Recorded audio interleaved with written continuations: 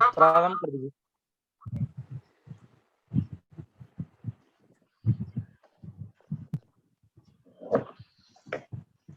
सर्वे कृपया निशब्द भवतु। म्यूट करिए, जब बोलना है तभी बोल के फिर म्यूट कर दीजिए, अनम्यूट करके फिर। ठीक है। आज देखिए, हम पहले पूर्व कक्षा में जो पढ़ा, पहले लिंग लकार पूरा कर लेते हैं अपना। ठीक है, तो लिंग लकार के पहले हम रूप बनाना देखते हैं। अब देखिए, लिंग लकार और लिट लकार में क्या अंतर है, ये इसको ध्यान से देखेंगे। जो लिंग लकार है, इसमें ङ की संज्ञा है। किसकी संज्ञा है? ङ की। और लिट लकार में किसकी संज्ञा थी, बताएंगे कोई? ट की संज्ञा थी। तो ट की संज्ञा होने से वो टिथ लकार है, और ये लिंग लकार ङ की संज्ञा से ङित लकार है। ठीक है, तो आपको ङित लकारों में जो सूत्र देखिए, टिथ लकारों में सूत्र बताए थे आपको, वो सारे सूत्र लगे वहां पर। जैसे मतलब आपका लट लकार में जो परस्मी पद में जो प्रत्यय बनता है, जैसे प्रत्यय क्या बनता है? ती तहा अंति सी था था मी वह। लट लकार टित लकार है, इसलिए लिट लकार भी हमारा टित लकार होने के कारण उसमें सती सतह संति सेम उसकी तरह रूप बना। जैसे ते इते अंते बनता है, उसी प्रकार सते सेते संते बना। ठीक है, अब ये लिंग लकार क्या है? ङ की संज्ञा है, तो ये किसकी तरह होगा? ये लंग लकार की तरह होगा। किसी तरह होगा महोदय? लंग लकार की तरह। ठीक है, अब लंग लकार में प्रत्यय कौन से बनते हैं, कोई बताएगा? लंग लकार के प्रत्यय कौन से हैं, किसी को याद हो? तत्तम अन शून्यतम का अंगम। ठीक है, तताम, हाँ, तताम अन सातम ता अम व। ठीक है महोदय, और क्या कहते हैं? ताम इताम, तो ये ताम इताम अंताम स्वाथाम को था आथाम ध्वम। ठीक है, तो ता इताम ता आताम अत अत के अंत।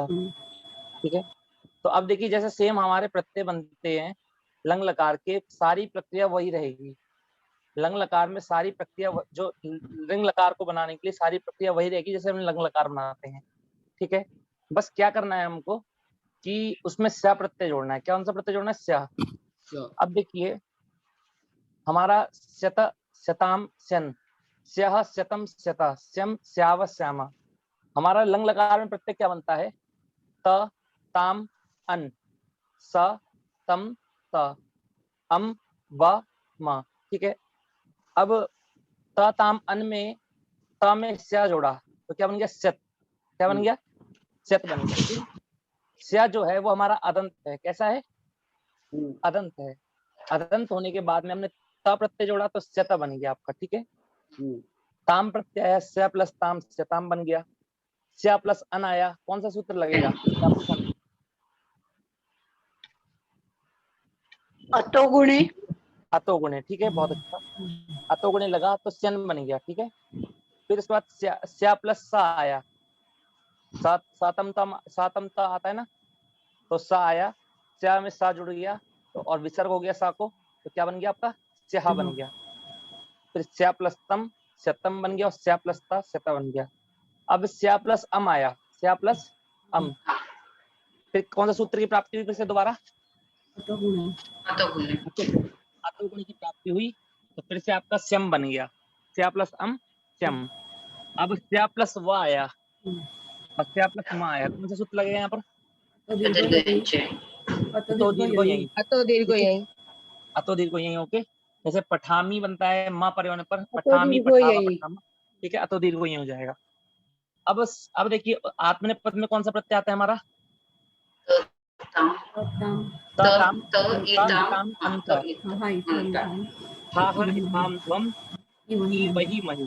ठीक है, तो स्या प्लस तस्यता स्या प्लस इताम सेताम, क्या कर दिया हमने? स्या प्लस इताम में आद गुणा, स्या प्लस अंत संत, स्या प्लस था सथा, स्या प्लस इथाम सेथाम, स्या प्लस ध्वम सध्वम, और स्या प्लस ई आया। अब कौन सा सूत्र लगेगा? स्या प्लस ई आया, नहीं लगेगा। आपको नहीं लगेगा। ठीक है, तो से बन गया आपका, से प्लस वही आया और मही आया तो फिर देखो यहीं से अतुरी हुई, श्याम ठीक है। देखिए रिंग लकार के और लिट लकार के प्रत्यय बनाना कठिन नहीं है, बहुत आसान है। समझ में आपको कैसे बन गया आपका? मतलब ये अनदंत अंक के लिए लंग लकार के और श जोड़ श आगे लगाया तो ये बन जाते हैं। हाँ, अब ऐसा प्रश्न ये होता है कि जैसे कोई मुनीष जी प्रश्न एक प्रश्न है, एक सौ मिनट मौजूद कौन बता रहा हूँ। सूत्र अनुसार जुड़ रहे हैं? हाँ मैं भी बता रहा 100 हूँ जो मौजूद। जुड़ रहा है ना, वो कौन सूत्र अनुसार जुड़ रहे हैं? जी जी बता रहा हूँ। अब देखिए पहले ही देखिए कि सूत्र हमारा शतासी लुटो हो, क्या सूत्र है? ठीक है, समझ गई। ठीक है, मैंने उसकी व्याख्या कई बार कर चुका हूँ, आपको बताया भी है कि जब हम धातु से लुट प्रत्यय लगाएंगे तो ताश प्रत्यय लगाना है, और यदि लिट और रिंग लगाएंगे तो कौन सा प्रत्यय लगाना है? क्या प्रत्यय, ठीक है। देखिए दोनों के दोनों में री है, ठीक है, तो री दोनों में समान है, पर टा और ंगा की टा और ंगा का क्या अंतर पड़ गया आपको पता लग गया कि टित होने पर अलग सूत्र लगते हैं और ंगित होने पर अलग सूत्र लगते हैं। समझ में आया आपको? तो टित होएगा, यदि टित है लिट है चित लकार है तो क्या बनेगा? सती सतः सन्ति, और यदि लिंग है तो क्या बनेगा? सत सताम सन, ठीक है महोदय। अब देखिए, अब प्रश्न करते हैं कि यहाँ पर आपने स्या प्लस इताम क्यों लगाया? आताम लगाना चाहिए ना आपको, स्या प्लस इताम क्यों लगाया आपने? तो देखिए स्या जो है वो हमारा अदंत है, कैसा है? अदंत। अदंत है, और सूत्र है आतोंगितः। हमने पढ़ा है कि अदंत अंग के बाद में अंगित लकार के अंगित मतलब क्या कहते हैं, गित लकार नहीं, गित प्रत्यय के आ को ई होता है। क्या होता है? आ को ये होता है। अब ये बताइए, ये जो आताम है ये गित कैसे है?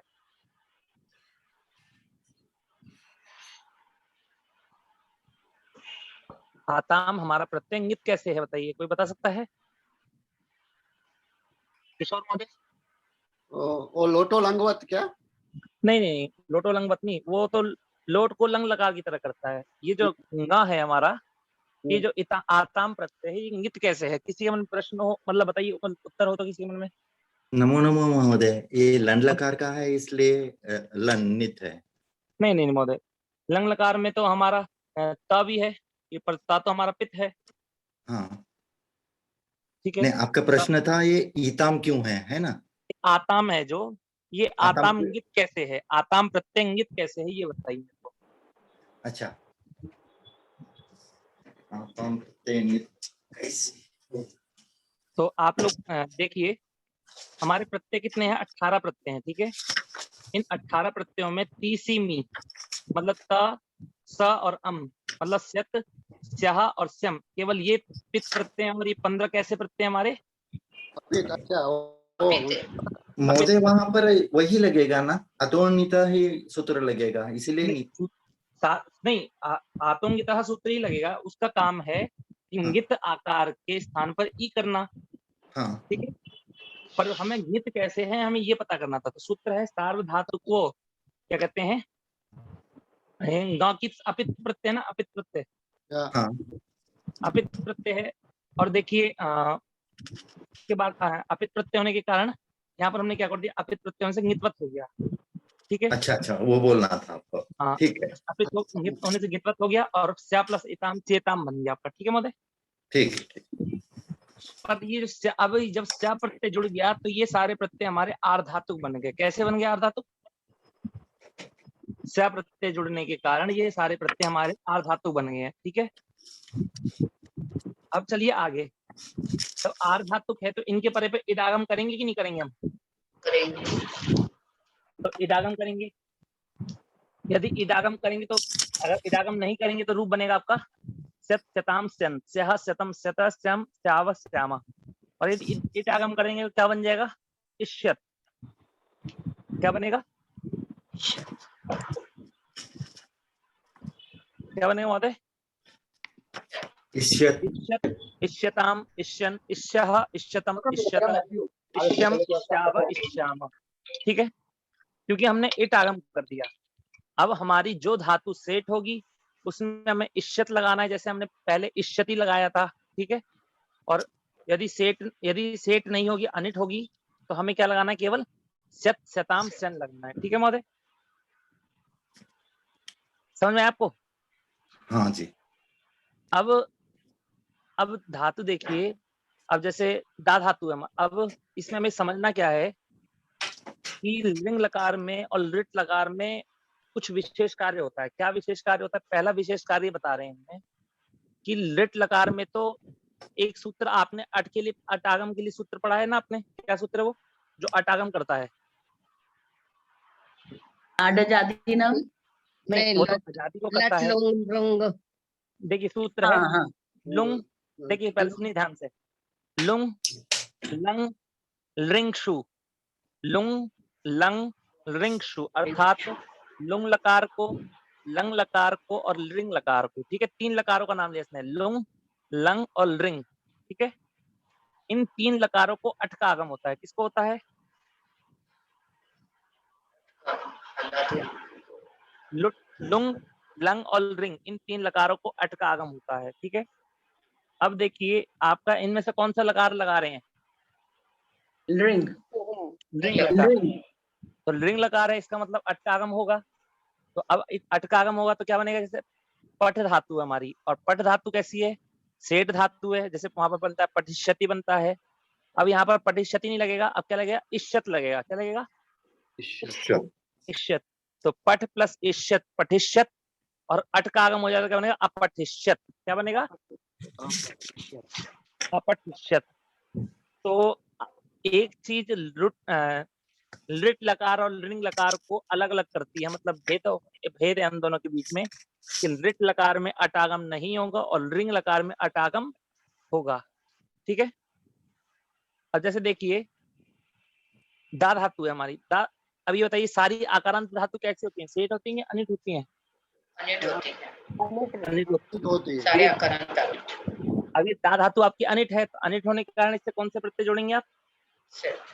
अनिट अनिट प्रत्यय सेट जोड़ेंगे। ठीक है, तो सेट आपने सेट जोड़ा तो दा प्लस सेट दास्यत, दास्यताम दास्यन, दास्यः दास्यतम दास्यत दास्यम दास्याव दास्याम। अब अटकागम कर देंगे, क्यों? क्योंकि ये लिंग लकार है, अटकागम तो होना ही पड़ेगा। तो अदास्यत अदास्यताम अदास्यन, अदास्यः अदास्यतम अदास्यत अदास्यम अदास्याव अदास्याम। ठीक है, और यदि धातु, अब देखिए फिर हमने एक सूत्र पढ़ा था, यदि हलादी होगा तो अट का आगम करना है, और यदि आजादी होगा तो किसका करना है? आठ का। ठीक है, तो 8 का आगम होगा, और 8 का अगर आगम करते हैं तो फिर क्या करते हैं हम?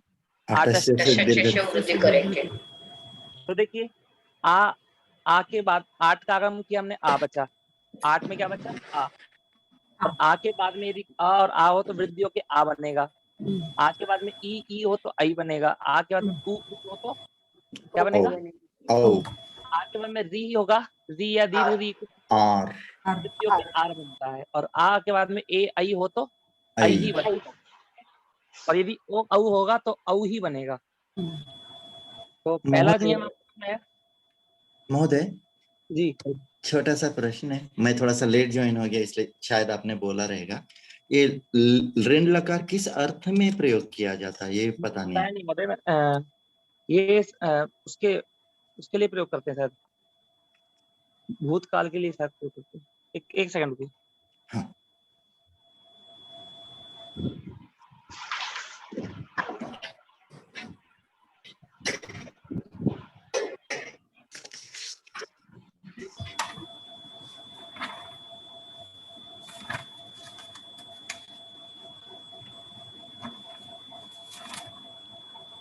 भूतकाल में प्रयोग करते हैं महोदय, और तो देख लेंगे अभी। ठीक है, यहाँ पर लिखा है भविष्यत अर्थ में ऋण लकार होता है, यदि क्रिया की अतिपत्ति ने कुछ तो बहुत टेक्निकल लिखा है, इसलिए महोदय क्रिया अनुस्पत्ति जो है ना, उसमें लिंग लकार प्रयुक्त होता है। भूतकाल में हम सोचते हैं कि यदि ऐसा होता तो ऐसा हो जाता, उसके लिए ये ऐसा भूतकाल जिसका प्रभाव वर्तमान तक हो, ऐसा दिया है। जब किसी क्रिया की असिद्धि हो गई है। कंडीशनल है क्या? कंडीशनल जैसे यदि त्वम अपठिष्यत्, तरी विद्वान भवितुम अहरिषत्। पहले प्रक्रिया बना लेते हैं, उसके बाद देखते हैं। ठीक है सर, प्रक्रिया आगे बनाते बढ़ते हैं, आगे बढ़ते हैं। ठीक है। अब देखिए, तो एक अंतर क्या हो गया कि हमें अट का आगम करना है, अट का और आठ का। ठीक है, एक अंतर ये हो गया। और अब दूसरा अंतर क्या है कि ये सूत्र अब हमारा विभाषा लुंग लिंगो हो। क्या सूत्र है? ये सूत्र कहता है कि लुंग लकार के परे होने पर, लुंग लकार हमने भी पढ़ा नहीं है, बाद में पढ़ेंगे। और कौन सा? रिंग लकार के परे होने पर जो इंग धातु है, कौन सी धातु? इंग धातु, उसके इंग स्थान यानी पर आत्मनेपदी। गांग आदेश होता है जी। इंग अध्ययन होगी जो, उसके स्थान पे क्या आदेश होता है? गांग। सॉरी, इंग के स्थान पर गांग आदेश होता है रिंग लकार के परे होने पर। अर्थात रिंग में होगा, लिट में नहीं होगा। ठीक है, तो एक अंतर हुआ कि नहीं हुआ? कि लिट में नहीं होगा और रिंग लकार में इंग के स्थान पर गांग आदेश हो जाएगा। ठीक है। अब हाँ, अब देखिए, तो अब अधि प्लस ई प्लस शत था। क्या था? अधि प्लस ई प्लस शत। क्योंकि इंग धातु क्या है? अधि उपसर्ग पूर्व ही प्रयोग करते हैं। हाँ, इंग धातु का अधि अधि उपसर्ग पूर्व उपसर्ग ही पूर्व प्रयोग ही करते यूज हैं। होता है। तो अधि हो गया, इंग धातु का ई हो गया, और प्रत्यय आया शत। ठीक है। ओके। अब इंग के स्थान में हमने गांग आदेश कर दिया, तो क्या बचा? गा की संज्ञा होगी गा बचा। तो अधि प्लस गा प्लस शत, अधि प्लस गा प्लस शत। अब देखिए, जो गा आदेश किया आपने, ये हलादी है कि आजादी है? हलादी है। तो किस अट का आगम होगा कि आठ का आगम होगा? अट का आगम है तो होगा। अट का। तो अधि, अधि उपसर्ग हो गया, अधि अ गा प्लस हाँ, शत। तो ओके। अधि अ गा शत, और अधि और अ में क्या हो जाएगा? इको एनर्जी हो जाएगा। इको एंटी, यानी कि अध्य बन गया आपका। तो अध्य गास्यत, क्या बन गया? अध्यगास्य। अब अध्य गास, अब देखिए जो गा धातु है, ये क्या है? ये हमारी एक मिनट, ये गा धातु है, इसके स्थान पे ये सेट होगी। कैसे होगी? हाँ सॉरी, सेट नहीं होगी। अब इसके बाद में देखिए, जो शता प्रत्यय है हमारा, ये प्रत्यय सेट प्रत्यय है कि नहीं है? सॉरी, ये अनिट, हाँ ये सेट तृणित है, से भिन्न अनिट है। नहीं, ये तृणित से भिन्न है कि नहीं है शता प्रत्यय? हाँ, इतने से भिन्न है। तो सूत्र क्या है? गांग कुटादिभ्यो णिन्गित। गांग धातु और कुटादि धातु के बाद में यदि यित और णित से भिन्न प्रत्यय आएगा, तो प्रत्यय कैसा हो जाएगा? नित्वत। नित्वत हो जाएगा। कैसा हो जाएगा महोदय? नित्वत। अब जब शता प्रत्यय हमारा नित्वत हो गया, क्योंकि गांग धातु है, सूत्र में गांग का पाठ भी है, तो अध्य गा प्लस शता हो गया। अब एक सूत्र है, गांग घू मास्था गापा जहातिसाम हली। ये कहता है, आपने पढ़ चुके हैं ये? हाँ, पढ़ा हुआ है। नियमाने माता जी, आपने पढ़ा कि नहीं पढ़ा? हाँ। तो जिससे दीयते बनता है, हाँ, तो उससे गा धातु है, गा से गीयते बनता है। गा धातु यहाँ पर आई, तो गा तो क्या हो जाएगा? आ को ई हो जाएगा। क्यों? क्योंकि हल प्रत्यय है कि नहीं बाद में? स्या। हाँ है। तो गा को गी हो जाएगा, तो क्या बन जाएगा? अध्यगी शत, अध्यगी शत, अदगी अच्छा। शत और अदगी शत, अदगी शेताम, अदगी शंता। ये आत्मनेपदी धातु है, तो इससे केवल आत्मनेपदी प्रत्यय ही लगेंगे। ठीक है। हाँ, ये यहाँ का जो ई है, ये इडागम नहीं है। हाँ, इसको इडागम नहीं होगा, क्योंकि हाँ, ये गांग गुमास्ता आकारांत की वजह से है। हाँ, गांग धातु आकारांत, आकारांत है, और आकारांत होने के कारण क्या है महोदय? अनिट है। अनिट है। और देखिए, जो सूत्र है, ये इंग के स्थान पर गांग आदेश विकल्प से करता है। कैसे करता है? विकल्प से करता है। जब विकल्प से करेगा, तो फिर क्या रहेगा? इंग धातु ही रहेगी कि नहीं रहेगी? हाँ, एक बार इंग रहना चाहिए। एक बार इंग रहेगा, तब क्या स्थिति बनेगी? आप बताइएगा। अधि उपसर्ग का प्रयोग करेंगे कि नहीं करेंगे? करेंगे। अधि हो गया आपका। अधिशत, अधिशत बनेगा, अभी सवर्ण देखिए, दीर्घ होगा। अभी बताइएगा आप। हाँ, एक सेकंड।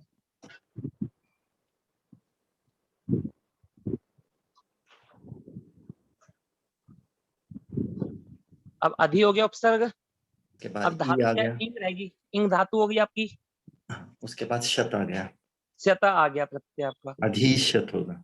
अब देखिए ये जो ई धातु है ये अजादी है कि हलादी है? आजादी। अब यदि आजादी है तो किसका आगम करेंगे? अजादी नाम से 8 का, अम्मागम। 8 का आगम होगा, अम का नहीं 8 का। 8 अच्छा करेक्ट, अब हाँ अधि 8 का। प्लस आ मिलके क्या बन जाएगा? अध्या। अध्या बन गया आपका। अध्या फिर से ये है ना उधर। अब देखिए ई है आपका, ठीक है महोदय। हाँ अब ई के बाद में शत प्रत्यय, शत प्रत्यय कैसे प्रत्यय? आर धातु प्रत्यय हमारा। अब ये जो श प्रत्यय है ये नित्पत होगा क्या? ये नहीं शत प्रत्यय नित्पत होगा कि नहीं होगा? क्यों? क्योंकि नहीं, गांग कुटादि भ्योइन इंगित सूत्र है, उसमें कहा गया है कि इंग के स्थान पे जब हम गांग करते हैं तब उसके बाद वाला प्रत्यय नित्पत होता है। हमने इंग के स्थान पर गांग आदेश किया नहीं किया? तो इंग धातु क्या हमारा, इंग धातु के बाद में जो शत प्रत्यय हमारा नित्पत नहीं होगा। नहीं जब हुआ, नित्पत नहीं होगा तो क्या हो जाएगा? इसको इसको गुण क्या हो जाएगा? का गुण हो जाएगा। गुण हो जाएगा। तो गुण होके क्या बनेगा आपका? ए बनेगा, आ और ए ए मिलके बनेगा, आई हो जाएगा, अध्यायी ए बना, ठीक है। क्या बनेगा? ए। और आ और ए मिलके 8 से क्या हो जाएगी? वृद्धि हो जाएगी, तो आई बनेगा। क्या बनेगा? आई, अध्यायी शब्द। उद्देश्य, और इसका आदेश प्रत्यय से शकार मूर्धन्य बनेगा। जी। और इसको आदेश प्रत्यय से मूर्धन्य करके अध्ययिष्यत, ठीक है। बना नहीं बना? अध्ययिष्यत समझ में आपको कैसे किया आपने? हाँ आप 2 टाइप से कर सकते हैं, या तो पहले ही आप आटष्ट से वृद्धि आ और ई में क्या कर दीजिए, आ को पहले ई को गुण करिए, ए बन जाएगा, ठीक है। और फिर ए बनने के बाद में फिर आटष्ट से वृद्धि कर दीजिए, तो आ और ए मिलके आई हो जाएगी वृद्धि। और अधि प्लस ऐष्यत अध्ययिष्यत, अध्ययिष्यताम अध्ययिष्यन्त, आपका प्रत्यय क्या बना? अध्ययी। और उसके बाद में स्यता स्यताम स्यन्ता लगाते जाइए, अध्ययी के बाद में स्यता स्यताम स्यन्ता लगाते जाइए, आपका रूप बन जाएगा, ठीक है महोदय। लेकिन इंग के स्थान पे गांग क्यों आदेश नहीं किया? ऊपर तो बताया कि इंग के स्थान पे गांग आदेश करेंगे। पर क्या लिखा है? देखिए विभाषा, क्या लिखा है? अच्छा जी, विभाषा अर्थात विकल्प से एक होता बार है। विकल्प से होगा, एक बार नहीं होगा।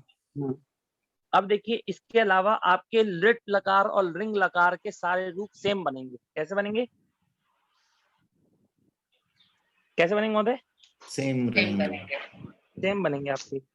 जैसे कि देख लेते हैं, एक सेकंड डाउनलोड में, 5 23 8 क्या तारीख है? 11 11 तारीख। तो ये तो लिंग लकार ही हो गया।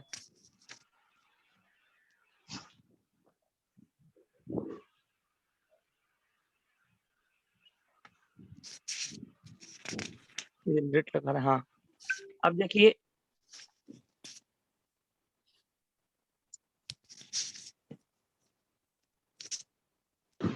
जैसे आपकी धातु है, यहाँ दास्यति बना है, लिट लकार में क्या बना है आपका? दास्यति। और लिंग लकार में आपका क्या बनेगा? अदास्य, ठीक है। क्या बनेगा? अदास्य। कैसे बनेगा? क्योंकि आपको हला दी है तो अटका आगम किया तो अदा बन गया, और क्षति की जगह क्या बने? प्रत्यय लगेगा शत, तो अदास्य अदास्यतम अदास्यम अदास्यः अदास्यतम अदास्यत अदास्याम अदास्यम अदास्याव अदास्याम। समझ में आपको? अब देखिए श्री धातु है आपकी, कौन सी धातु है? श्री, श्री। अब देखिए श्री धातु का रूप क्या बनाया है? श्रयिष्यति। अब इसका लिंग लकार का रूप क्या बनेगा? अश्रयिष्यत, अश्र। समझ में आया कैसे बना आपका? देखिए कैसे बनेगा? ये सेठ है इसलिए इश्यत लगेगा। अब सेठ है इसलिए इश्यत लगेगा, इश्यत। श्री धातु है, श्री को गुण हो जाएगा, श्रेय बन जाएगा, और श्रेय को आयादेश क्या हो जाए? श्रेय हो गया। तो श्रेय प्लस इश्यत श्रयिष्यत, और अटकागम कर दे तो अश्रयिष्यत। श्वयिष्यति है, अश्वयिष्यत, क्या बनेगा? अश्वयिष्यत। मास्यति है तो क्या बनेगा? अमास्यत, अमाश्यत, प्रमास्यति है तो क्या बनेगा इसमें? अमाश्यत, अमास्यति बनेगा। प्रा है वो प्रा उपसर्ग हो गया तो पहले बाद में बनेगा। प्रामास्यत, प्रामस्यत, प्रामाश्यत, प्रामास्यत बनेगा आपका, ठीक है। और उपदास्यते है आपका तो क्या बनेगा? जैसे दास्यति है तो क्या बनेगा? उपादास्यते, अदास्यते, उपादाश्यत, जैसे अदास्यत क्या बनेगा? अदास्यत अदास्यत, आत्मनेपद में। अब ज्येष्यति है, कोई बताएगा क्या बनेगा इसका ज्येष्यति का? अजयशत, अजयश्यत, ज्येष्यति का अजयश्यत, हाँ अजयशत, करेक्ट, अजयशत। अजयश्यत, ठीक है।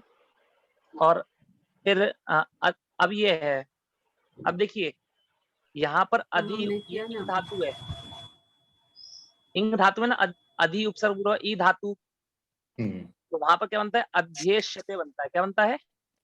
क्योंकि ई को गुण करते हैं ए बन जाता है, और ए प्लस शते एष्यते, और अधि जोड़े तो अध्येष्यते बन जाता है, ठीक है। पर हमारे में क्या होगा कि यहाँ पर शते की जगह लगाया शता, क्या लगाया जाएगा? शता। फिर अधि और ई के बीच में एक आंग उपसर्ग आठ का आगम भी होगा। किसका आगम होगा? अधि आ ई प्लस शता, और जोड़ेंगे तो अध्ययशता, क्या बनेगा? अध्ययशत, अध्ययश्यत, और जब गांग आदेश करेंगे तो क्या बनेगा? अध्यगास्यत, अध्यगिष्यत, अध्यगिष्यत, अध्यगास्यत, ठीक है, अध्यगास्यत, ठीक है। दीदी वे भी धातु है, तो दीदी से आपने दीधिष्यते बनाया है। अब वहां पर ये आत्मनेपद में है तो क्या बनेगा आपका? क्या बनेगा महोदय? इष्यते, नहीं, यहाँ पर तो ते है, हाँ। तो वहां पर यहाँ पर तो ते प्रत्यय होता है, वहां तो पर वहां पर त बनेगा, त बनेगा,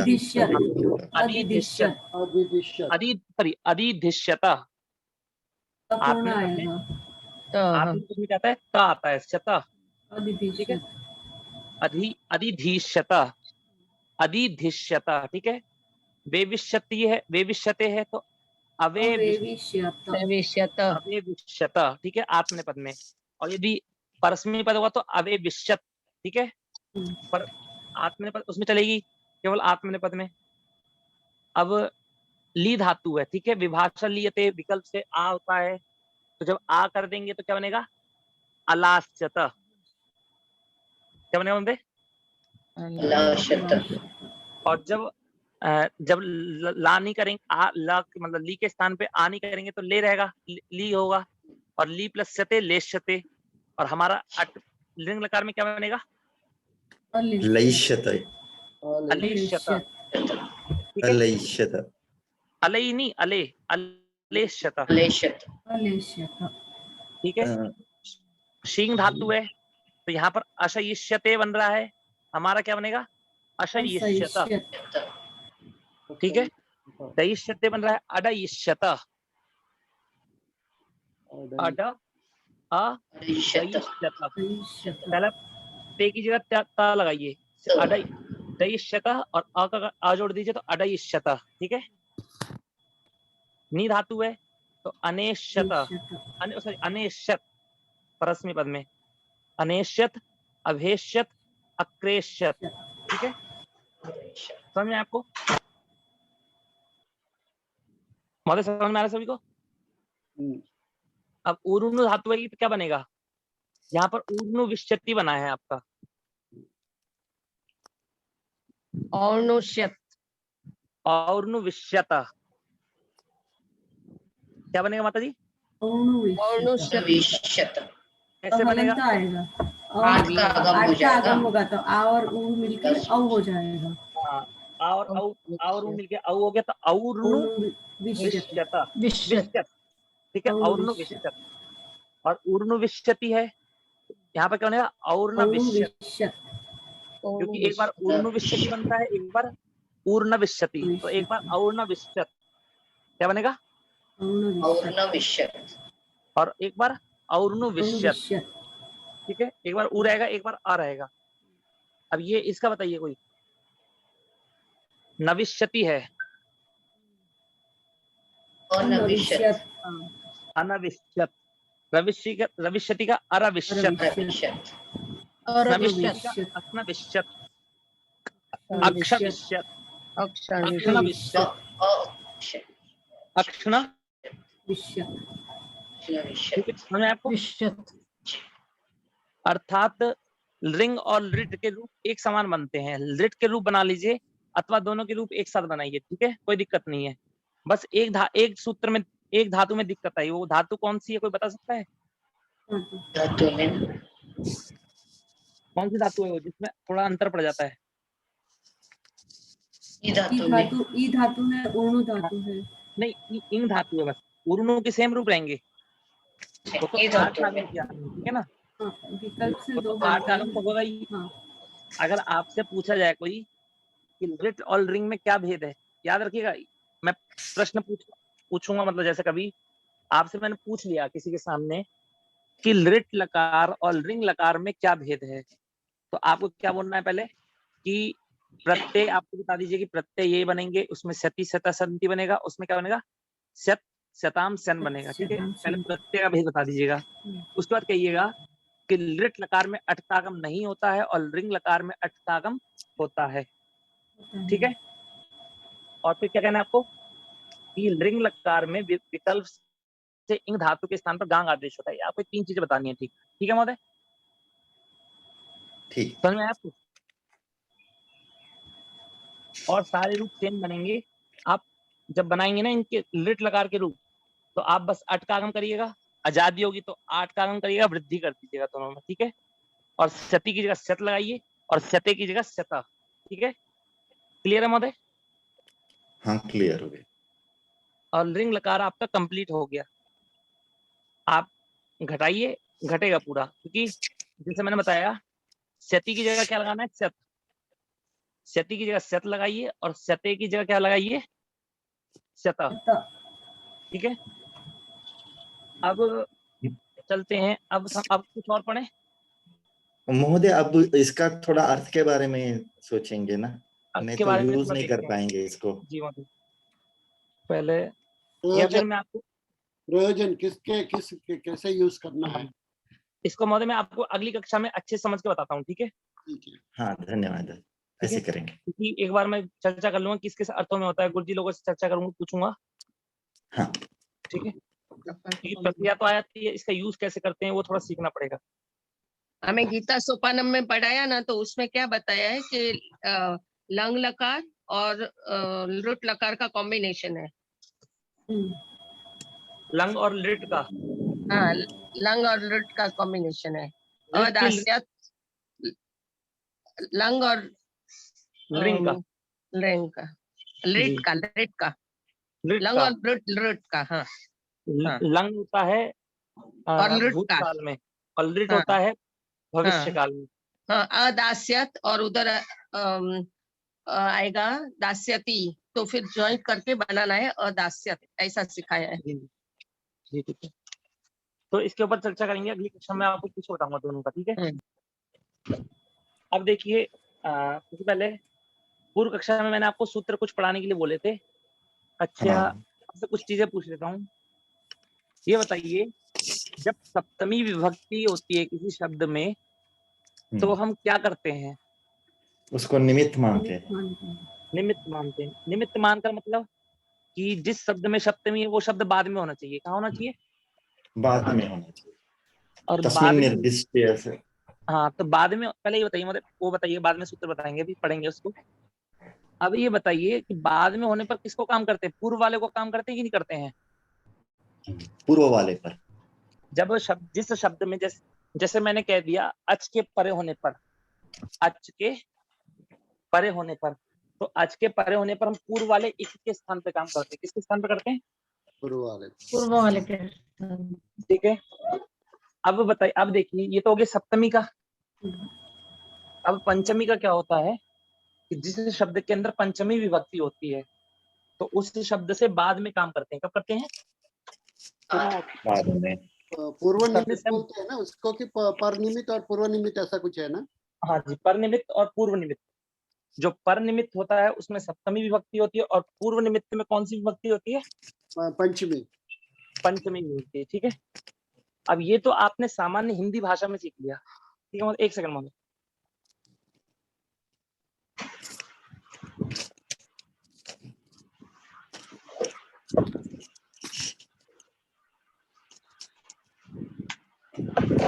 ये तो आपने सामान्य हिंदी भाषा में समझ लिया कि अर्थ क्या है। अब सूत्रों के द्वारा थोड़ा इसको समझते हैं, ठीक है महोदय। सूत्र आपका पहला सूत्र है, लिख लीजिएगा कि जो सप्तमी हम लोग कहते हैं ना, सप्तमी निमित्त है, तो सप्तमी शब्द जिसमें सप्तमी हो उसके बाद में होने पर कार्य करते हैं। वो जो सूत्र है वो क्या है हमारा?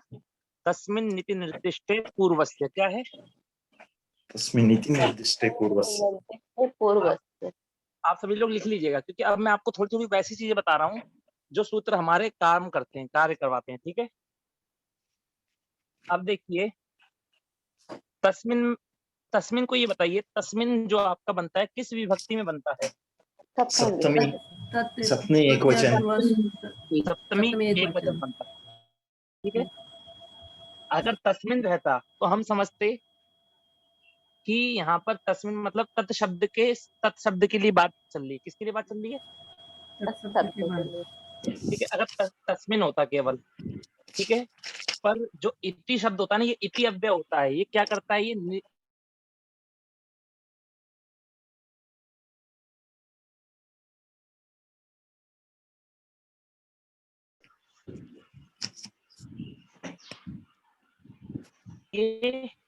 क्या कहते हैं, निर्देश करता है। क्या करता है ये? हरिओम महोदय श्रूयते। तो इति शब्द जो होता है ये निर्देश करने के लिए होता है। किसके लिए होता है? जैसे आप कभी कोई चर्चा कर रही हैं, ठीक है, आपने कुछ शब्द बोले और उस शब्द के बारे में बाद में इति लगाया और उसके फिर आपने कहा कि अच्छा है। जैसे आपने बोल दिया रामकृष्ण इति पटु बालकः, ठीक है, कि रामकृष्ण, और आपने बाद में इति लगा दिया। तो इति क्या है? ये उन दो के ऊपर निर्देश करेगा। किसके ऊपर निर्देश करेगा? रामकृष्ण के ऊपर निर्देश करेगा कि आपको जो बात आप जो कह रहे हैं, चालाक है या दुष्ट है, जो भी होगा, वो राम और कृष्ण के ऊपर, क्योंकि राम और कृष्ण के बाद में इति लगाया है। तो इति जो होता है वो निर्देश करवाता है। क्या करवाता है? किसको करवाता है? जिस शब्द के बाद में, जिनके बाद में, जिस चीज के बाद में आप इति बोल रहे हैं, उन शब्दों को बोलता है। तो यहाँ पर तस्मिन के बाद में इति बोला है। क्या बोला है? तस्मिन के बारे में बोला है, इति। तो इति निर्देश करा रहा है कि सप्तमी, तस्मिन में सप्तमी विभक्ति, तो सप्तमी विभक्ति को निर्देश करवा रहा है। किसको निर्देश कर रहा है? सप्तमी विभक्ति को निर्देश कर रहा है। महोदय ये इति ध्यानम कहते हैं, तो ध्यान के ऊपर ये निर्देश करता है, ऐसा है क्या? हाँ, जैसे देखिए आपका सूत्र है, आपने कुछ लोगों ने सुना भी होगा, पढ़ा भी होगा। जैसे हम लोग कहते हैं कि आ यों रिल रिक ए यों अयोच बोल करके हमने कपय शशस्त्र हल, फिर हम लोग बोलते बाद में इति माहेश्वराणि सूत्राणि, ठीक है। तो हम क्या कहते हैं? हमने 14 सूत्रों का नाम लिया और उसके बाद में बोला इति, तो फिर इति माहेश्वराणि सूत्राणि, कि ये जो 14 सूत्र हमने बोले हैं, उसके बाद हमने 14 सूत्र बोले हैं और हमने इति लगाया।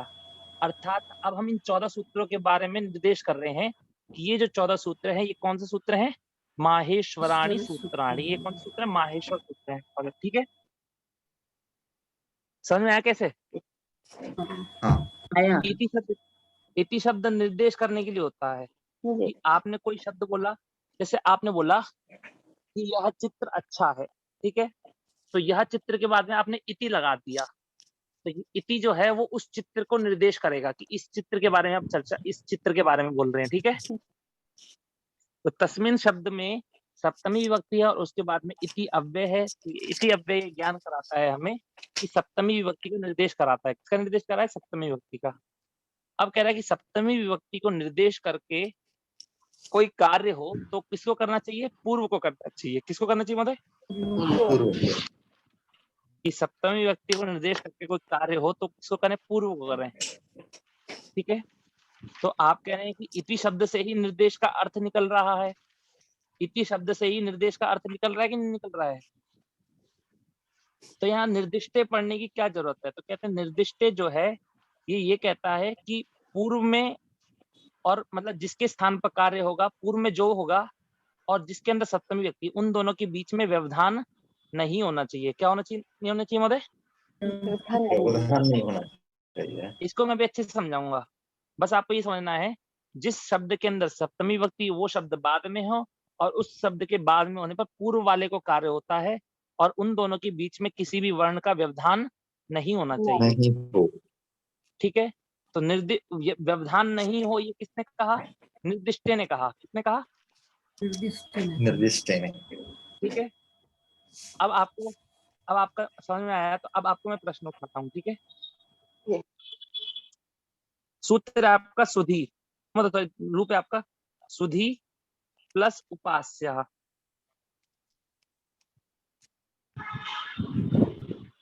ठीक है, अब सूत्र आया, उसने कहा, अब इसको देखिएगा, मैं थोड़ा ध्यान से आपको करवाता हूँ। एक चीज पहले इसको अलग अलग कर देता हूँ सबको। ठीक है, सु सा प्लस उ प्लस ध प्लस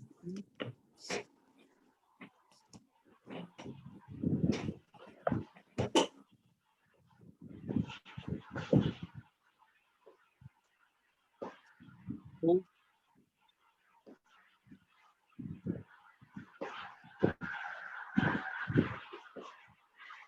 ये याद रखिएगा, ये बहुत ही एक उस तरह से मैं आपको बता रहा हूँ, कोई मतलब सूत्र, ताकि आपको समझ में आए कि सूत्र का अर्थ कैसे घटता है। ठीक है, अब देखिए सुधी उपास्य है कि नहीं है? सूत्र आया इको एनर्जी। क्या सूत्र आया महोदय? इको एनर्जी सूत्र आया। तो उसमें क्या कहता है? इक के स्थान पर यण होता है अच पर होने पर। क्या होता है? एक के स्थान पर इक के स्थान पर यण होता है अच पर होने पर, मतलब कि अच बाद में होना चाहिए। कहाँ होना चाहिए? अच बाद में होना चाहिए। तो उन्होंने कहा कि ऊ को, उन्होंने बोला कि अब इनमें किसको इक माने और किसको अच माने। अब ऊ इक है कि नहीं है आपका? वो एक है, पर एक वो के बाद अच नहीं। पहले ये बताइए, ऊ इक है कि नहीं है? है।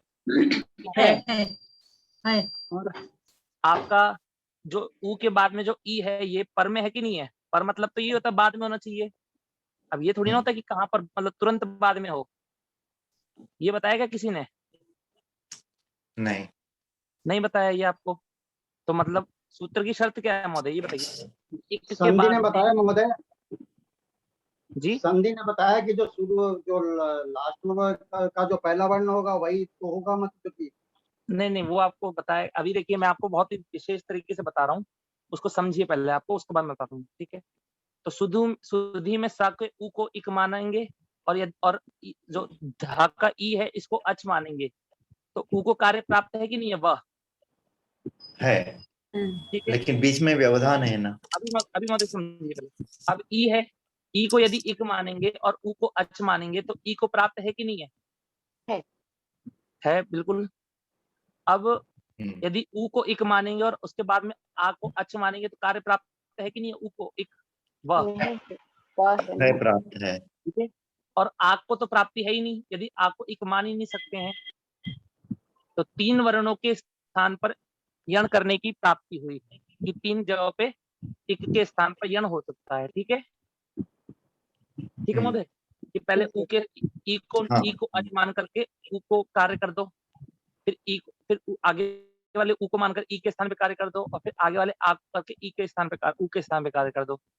फिर सूत्र ये स्थिति हटने लग गई, दिक्कत आई, तो फिर सूत्र किसके स्थान पर करें?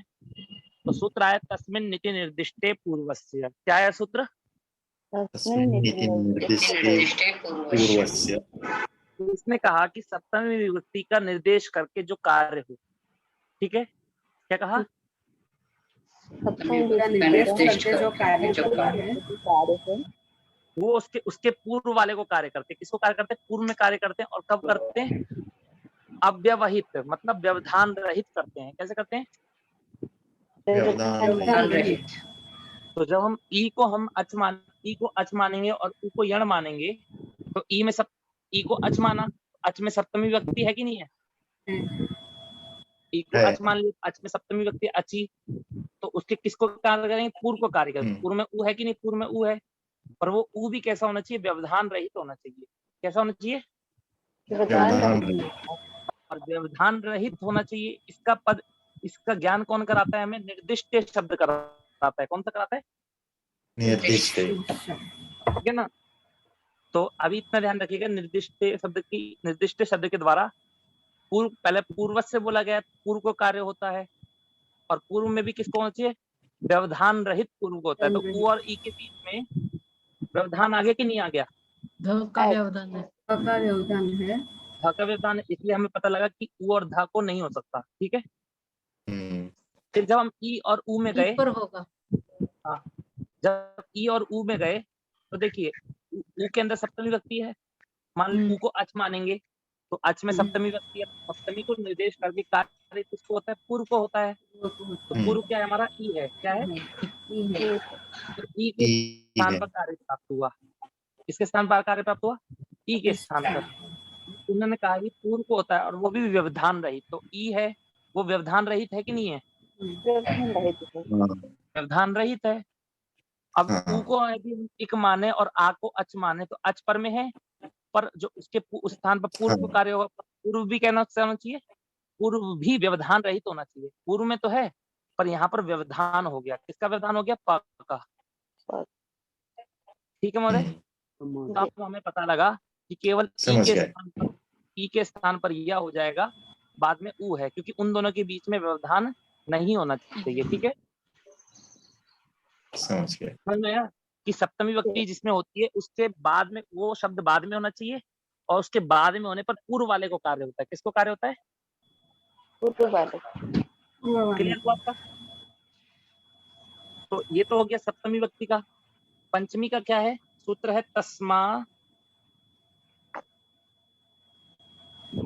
तस्मादित्युत्तरस्य। क्या सूत्र है? तस्मादित्युत्तरस्य। अब देखिए तस्मात में कौन सी विभक्ति है? पंचमी विभक्ति। और पंचमी के बाद में इति शब्द है, तो किसका निर्देश कर रहे हैं? पंचमी का। वहां पर उन्होंने सप्तमी का निर्देश कहा था, यहाँ पर पंचमी का निर्देश कर रहे हैं। अब कह रहे हैं पंचमी को निर्देश करके यदि कोई कार्य प्राप्त होगा तो किसको होगा? उत्तरस्य। किसको होगा? उत्तर को, मतलब बाद वाले को कार्य प्राप्त होगा। ठीक है, और वो भी किस उत्तर में भी कैसा होना चाहिए? निर्दिष्टे, अर्थात कैसा होना चाहिए? व्यवधान रहित। कैसा होना चाहिए महोदय? व्यवधान रहित। जैसे व्यवधान रहित होना चाहिए। ठीक है, समझ में आपको? क्लियर हुआ आपको? हाँ महोदय। अब जैसे ये परिभाषा सूत्र हैं, ये आपके जो आप नहीं पढ़ रहे हैं ना, ये परिभाषा सूत्र हैं। परिभाषा सूत्र। अब देखिए सूत्र आपका झयो होन्यतरस्याम सूत्र क्या है? अब झय में पंचमी विभक्ति है, झय में पंचमी विभक्ति है, तो पंचमी विभक्ति होने के बाद किसको कार्य होगा? झय से उत्तर प्राप्त होगा, झय के बाद में वाले को प्राप्त होगा। बाद में क्या होना चाहिए? हा होना चाहिए। क्या होना चाहिए बाद में? अर्थात झय और हा के बीच में किसी और का व्यवधान नहीं होना चाहिए। समझ में आया? झय और हा के बीच में किसी का व्यवधान होना चाहिए क्या? नहीं होना चाहिए। और झय पूर्व में होगा और उसके बाद में हा होगा। विमल जी अपना माइक बंद करिए। कर दिया मैंने, कर दिया जी। तो हा होगा तो उसके स्थान पे, हा के स्थान पे पूर्व रूप हो जाएगा। पूर्व रूप मतलब पूर्व सवर्ण, पूर्व वर्ण का चतुर्थ हो जाएगा। इस कारण से हमारा वाघ हरी बनता है और वाघ घरी बनता है, क्योंकि देखिए गा हो गया हमारा झय, गा क्या हो गया हमारा? झय, और उस गा के बाद में जो हा है, इन दोनों के बीच में किसी का व्यवधान नहीं है। इस कारण हा को पूर्व वर्ग का चतुर्थ वर्ण हो गया, अर्थात गा का चतुर्थ वर्ण क्या हो गया? घा हो गया। तो वाघ घरी विकल्प से होता है, तो इसलिए वाघ हरी बन गया आपका। ठीक है, अब देखिए यहाँ पर दिक्कत क्या होती है कि इन्होंने हकार के स्थान पर कार्य करने के लिए कहा है। किसके स्थान पर कार्य करने के लिए कहा है? आकार। के स्थान पर। हा के स्थान पे कार्य। अब हा में, अब यदि हम सूत्र माने हलोन अलोन्त्यस्य माने, क्या माने? अलोन्त्यस्य। तो हा का अंतिम वर्ण क्या है? अ है। क्या है? आ है। तो आ के स्थान पे प्राप्त होना चाहिए कि नहीं होना चाहिए? प्राप्त होना चाहिए। क्योंकि सूत्र क्या है? हा जो हा है सूत्र, इसमें षष्ठी विभक्ति है, झया हा, तो हा के स्थान पे होना चाहिए। वैसे देखा जाए कि जिस शब्द में हा हो उसके अंत वाले को कार्य होना चाहिए। पर एक सूत्र आता है आदेश परस्य। क्या सूत्र है? आदि परस्य। यदि आप पर वाले को कार्य कब करते हो? पंचमी विभक्ति जब होती है किसी शब्द में, तो क्या होता है कि पंचमी विभक्ति से निर्देश शब्द होगा, उससे पर वाले को कार्य होता है। किसके वाले को कार्य होता है? करते नहीं करते हम? तो यदि आप किसी शब्द में पंचमी विभक्ति है और पंचमी विभक्ति के होने के बाद उसके बाद वाले को कार्य प्राप्त होगा, किससे प्राप्त होगा? तस्माद् इत्युत्तरस्य से। किससे होगा? और उसमें अलुंत्य से लगने लगेगा, तो अलुंत्य से अंतिम वर्ण को करने के लिए कहेगा। और आदेश परस्य क्या कहता है कि यदि पर वाले को कार्य प्राप्त होता है, परस्य लिखा है ना, परस्य, तो परस्य आदेः कार्यम भवति, कि पर वाले के आदि वर्ण को कार्य होता है। किसको होता है? पर वाले के आदि वर्ण को कार्य होता है। ठीक है, समझ में आया महोदय? अब इसको थोड़ा घटाएं इसको। अब सूत्र, एक सूत्र है उदाह स्था स्तंभो पूर्वस्य। पहले इसको देखिए सूत्र का अर्थ क्या है। ठीक है, जितना बोलूंगा आप उतना समझिएगा। ये सूत्र कहता है उदाह में पंचमी विभक्ति है। कौन सी विभक्ति है? पंचमी। तो पंचमी है, तो पंचमी से निर्देश शब्द होगा, तो उसके बाद वाले को कार्य होगा। तो बाद में क्या होना चाहिए? पंचमी मतलब उत उपसर्ग के बाद में क्या होना चाहिए? स्था और स्तंभ में से कोई एक होना चाहिए। ठीक है,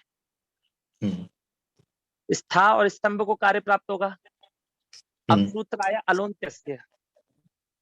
वो कहेगा कि स्था में किसको कार्य प्राप्त करें हम? कि संपूर्ण स्था के स्थान। अब पहले सॉरी निकल, पूरा अर्थ नहीं बता पाया। अब उससे परे स्था के स्थान पर कार्य प्राप्त हुआ। क्या प्राप्त हुआ?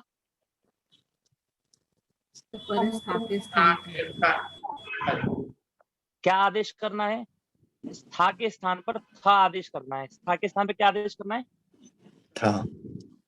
अब देखिए अलोन्त्यस्य आया, तो अलोन्त्यस्य कहेगा कि अंतिम वर्ण को होता है, अर्थात स्था में अंतिम वर्ण क्या है हमारा?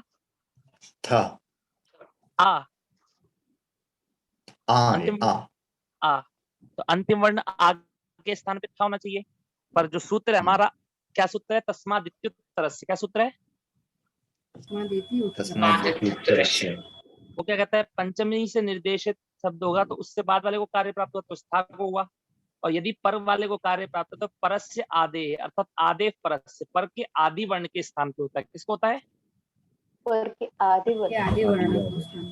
तो समझ में आया आपको? जब आप पंचमी से निर्देश किसी शब्द को करेंगे ना, तो आपको अलोन्त्यस्य की प्रवृत्ति नहीं करवानी, आदे परस्य से उसके आदि वाले वर्ण के स्थान पे कार्य करना है। अब आदि में था किसको होगा? स्था में आदि क्या है हमारा? स। तो स के स्थान पे क्या हो जाएगा माध्यम हमारा? था हो जाएगा। ठीक है, अलोन्त्यस्य से क्या होना चाहिए था? अंतिम स्थान आ के स्थान पर होना चाहिए। जैसे स्तंभ है, ठीक है, तो उससे परे स्तंभ में षष्ठी विभक्ति है। देखिए स्तंभ में सभी लोग देखिए, स्तंभ में षष्ठी विभक्ति है। षष्ठी विभक्ति होने के कारण अलोन्त्यस्य से अंतिम अल मतलब भा के स्थान पर होना चाहिए था।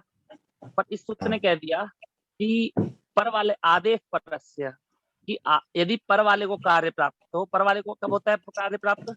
जब पूर्व में पंचमी होती है, तभी तो बाद में पर वाले को प्राप्त होता है। तो यदि पर वाले को कार्य प्राप्त हो तो उसके आदि वर्ण को हो। ठीक है महोदय? ठीक।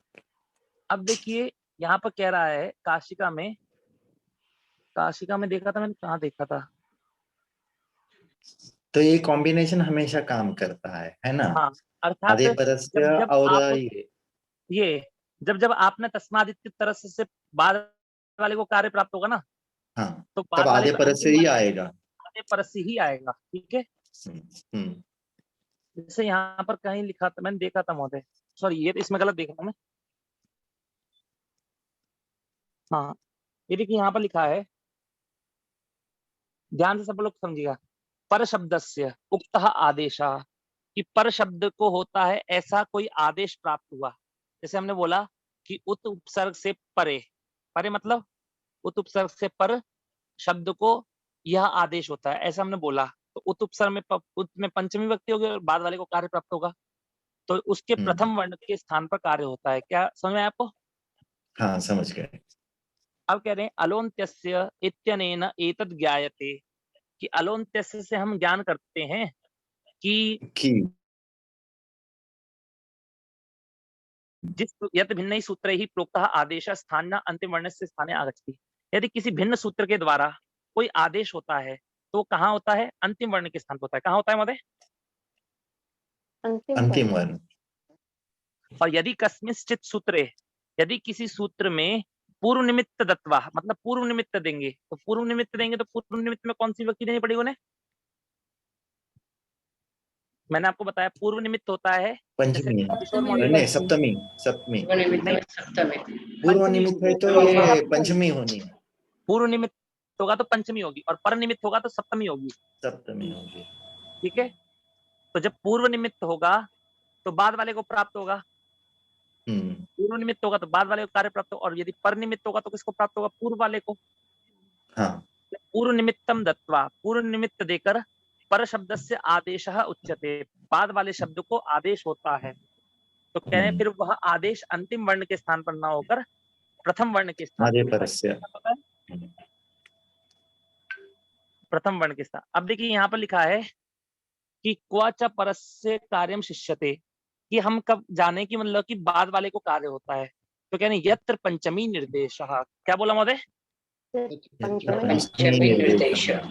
जिस सूत्र में पंचमी का निर्देश दे दिया जाए ना एक बार, हाँ, तो उसमें उस पंचमी के निर्देश के बाद में जिस शब्द को कार्य प्राप्त हो उसके प्रथम वर्ण के स्थान पर करना है। किसके स्थान पे करना है? प्रथम वर्ण का।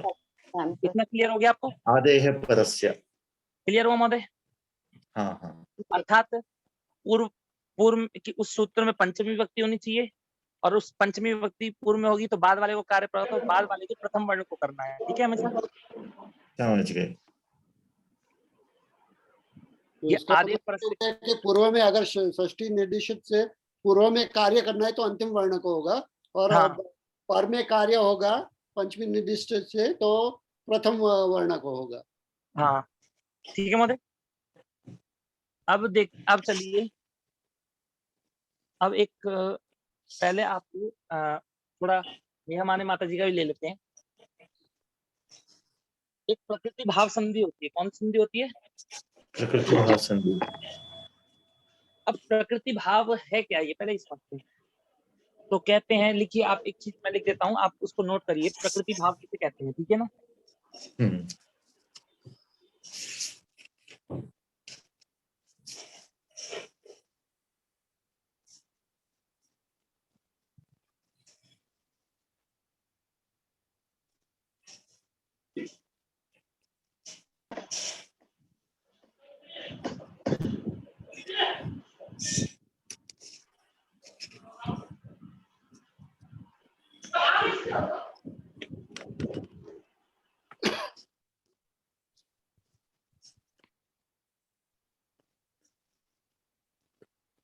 स्वेन रूपेणावस्थानम प्रकृति भावः। क्या है स्वेन रूपेण? मतलब अपने ही रूप में रहना क्या कहलाता है महोदय? प्रकृति भाव। स्वेन रूपेण अवस्थानम प्रकृति भावः। यदि अपने ही रूप में रहे, मतलब कि जैसे मान लीजिए हरि शब्द है आपका। क्या शब्द है? हरि। ठीक है, हरि प्लस एतौ है। अब हरि ये शब्द है और हरि का हरि ही कब रहेगा? जब उसमें संधि नहीं होगी। समझ में आपको? हरि का हरि ही कब रहेगा? जब उसमें सप्तमी नहीं होगी। ठीक है। जैसे हमारा प्रकृति, मतलब देखिए हमारा पेड़ होता है, पेड़ होता है, तो पेड़ हमारी क्या है? प्रकृति है। ठीक है महोदय? तो अब हम पेड़ प्रकृति हमारी, तो पेड़ को वैसे ही रहने देंगे तो तब तक प्रकृति जिंदा है हमारी, और यदि पेड़ को काट देंगे अथवा और कुछ बना देंगे तो प्रकृति भिन्न हो जाएगी कि नहीं हो जाएगी? भिन्न हो जाएगी। रहेगी क्या? नहीं रहेगी, प्रकृति थोड़ी ना रहेगी, वो विकृति होगी। क्या होगी वो? विकृति। तो अर्थात प्रकृति भाव का मतलब ये होता है कोई कार्य ना होना, अर्थात कोई संधि ना होनी। क्या होना मतलब? कोई संधि ना होनी। कोई संधि नहीं होती है। जब प्रकृति भाव हो जाता है तो कोई भी संधि नहीं होती है। नहीं होती है। तो कहते हैं प्रकृति भाव करता कौन है? तो कह रहे सूत्र है प्लुत प्रक्रिया अचि नित्यम। कौन करता है?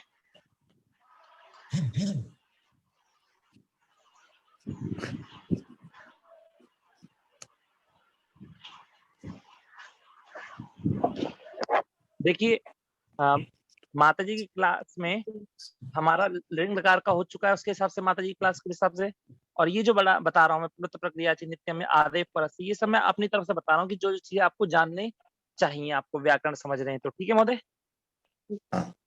तो कोई ये मत सोचिएगा कि माता की पुस्तक में ये नहीं है तो पढ़ा क्यों रहे हैं, ठीक है। ये सब बहुत इंपॉर्टेंट चीजें हैं क्योंकि आपको संस्कृत का ज्ञान करना है इसलिए। अब देखिए ये कह रहा है कि प्लुत शब्द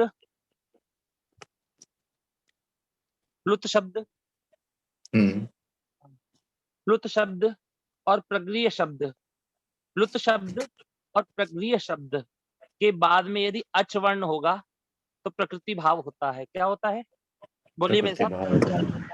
प्लुत शब्द और प्रगृह्य शब्द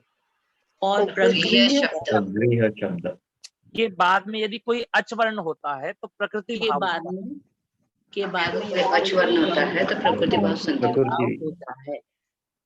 अब देखिए अब ये हमें प्लुत भी नहीं पता। अच तो इस सूत्र में हमें पता लगा कि हमें ये नहीं पता कि प्लुत किसे कहते हैं, प्रगृह्य किसे कहते हैं, ये हमें पता है क्या? बताइए। प्लुत पता है, प्रगृह्य पता नहीं है। नहीं, प्लुत का मतलब प्लुत का भी आपको ज्ञान कराएंगे, प्लुत कब होता है, ठीक है ना।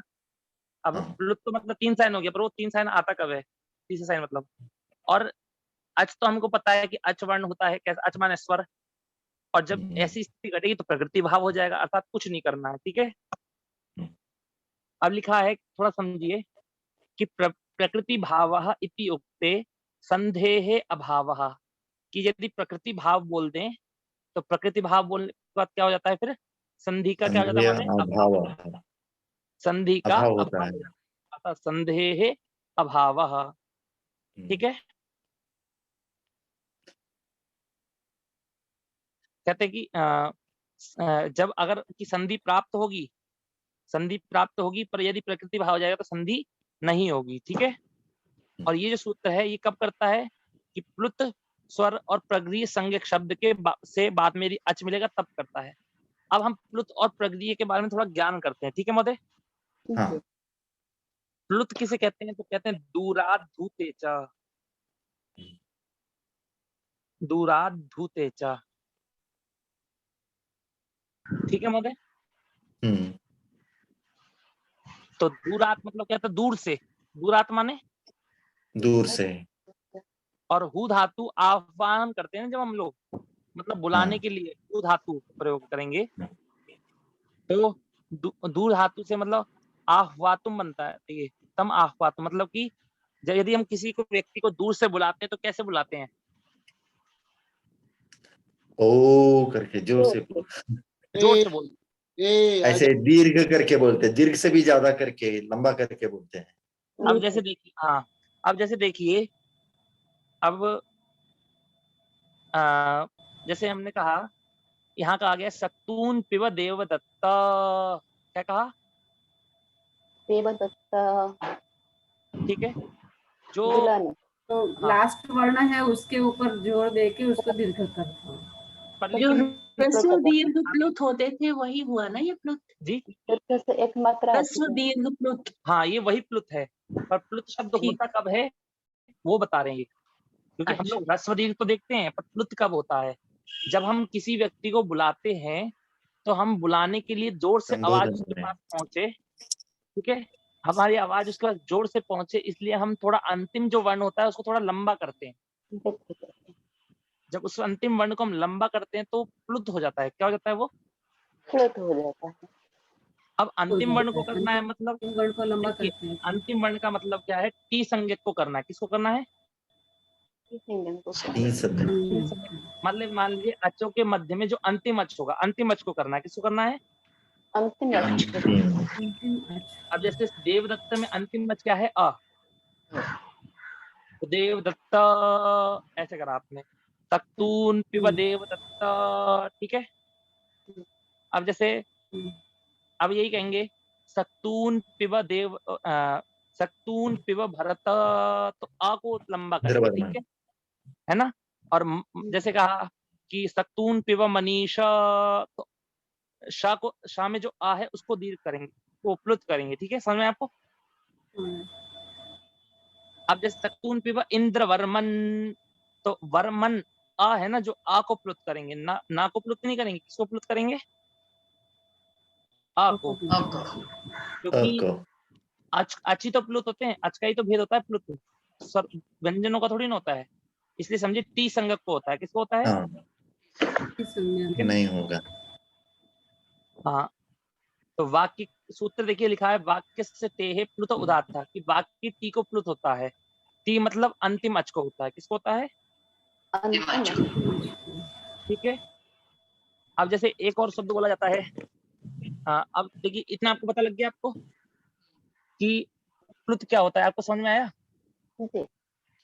और भी सूत्र हैं इसके, लेकिन सामान्य तौर पर मैं भी आपको बता रहा हूँ। ये सूत्र पढ़िए महोदय एक बार जी। दूरात महोदय ये सूत्र पढ़िए एक बार, प्रोनाउंसिएशन। कौन सा? ये वाला, दूरात धूते च, धूते, दूरात धूते च। हाँ देखिए, दूरात शब्द है आपका, क्या शब्द है? दूरात। पंचमी, पंचमी में बनता है, पंचमी में बनता है। पंचमी होने के कारण यहाँ पर आपने झलाम से ता को दा कर दिया। क्या कर दिया? ता को दा हो गया, तो दूराद हो गया। क्या हो गया? दूराद। अब हूते शब्द है, अभी आपको याद होगा, आपको अभी थोड़ी देर पहले ही मैंने बताया कि झयो होन्य तरस्याम, एक सूत्र पढ़ाया था, झयो होन्य तरस्याम, झयो होन्य तरस्याम से ध हो गया। हाँ, क्या करता है? देखिए, जो ता है, ता को हमने दा बना लिया, तो ये दा हमारा झय में आता है कि नहीं आता है? झय में आता है। और झय के बाद में अव्यवहित उत्तर, अर्थात अव्यवहित पर में ह है कि नहीं है?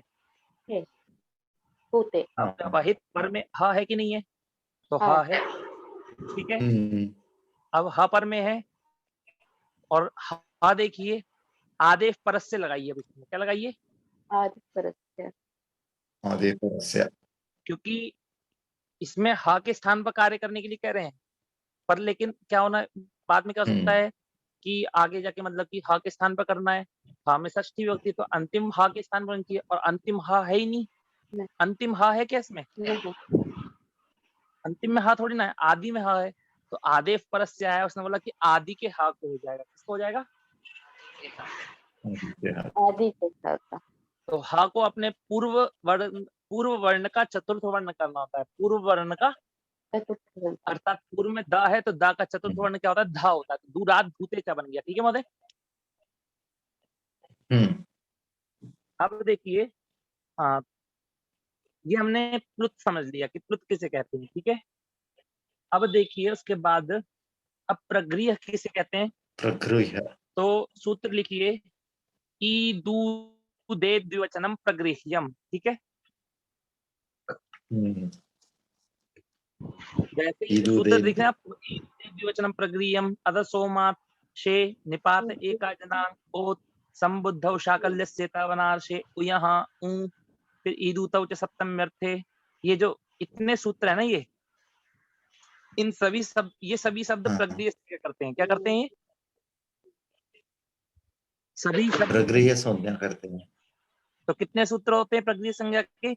1 2 3 4 5 6 7 8, यहाँ और 7 1 4 8 9 सूत्र हैं। कितने सूत्र हैं? 18 तक। हाँ, 18 नहीं 19 तक है। 11 से 18 ना, 11 से 19 तक, ठीक है। तो आपके 9 सूत्र हैं प्रगृह्य संज्ञा ये करते हैं, ठीक है। पर इन सब में जो मेन, ये देखिए, ये जो शब्द है ना, ये सारे ये अदस शब्द के करता, अदस शब्द के लिए प्रगृह्य संज्ञा करता है। किसकी करता है? केवल अदस शब्द की करता है। ये केवल के प्रत्यय की करता है। ये केवल निपातों की करता है। ये केवल ओकारांत निपातों की करता है। तो ये जो है, ये कुछ कुछ को लेकर कार्य कर रहे हैं। किसको कार्य कर रहे हैं? थोड़े थोड़े को लेकर। पर जो मेन सूत्र है, सामान्य जो मेन सूत्र जो बहुत ज्यादा लगता है, वो सूत्र क्या है? ई दूदे द्विवचनम प्रगृह्य। क्या सूत्र है?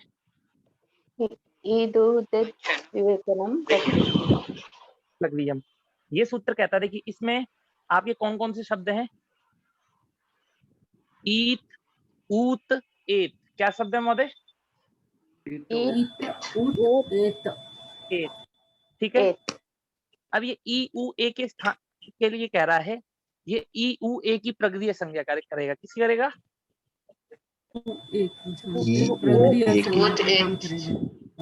द्विवचन में। ठीक है। अब वो ए कहाँ होना चाहिए? तो वो कहने ई उ ए भी द्विवचन में होना चाहिए। कहाँ होना चाहिए? ई उ ए भी द्विवचन में होना चाहिए। अब द्विवचन में क्या करें कि द्विवचन में हमको दीर्घ ई मिले, द्विवचन में हमें दीर्घ उ मिले, और द्विवचन में हमें ए मिले। तो हमने हरि के रूप चलाए। किसके रूप चलाए? हरि के रूप चलाए। तो क्या बनता है प्रथमा एक वचन में? हरि ही, द्विवचन में हरि, और बहुवचन में हरयः। ठीक है। हरि। अब ये बताइए, यहाँ पर हरि में द्विवचन है कि नहीं है? है। और दीर्घ ई भी है कि नहीं है? तो हरि शब्द कैसा हो गया आपका? प्रगृह्य शब्द हो गया कि नहीं हो गया? हो गया मतलब? ये प्रगृह्य हो गया।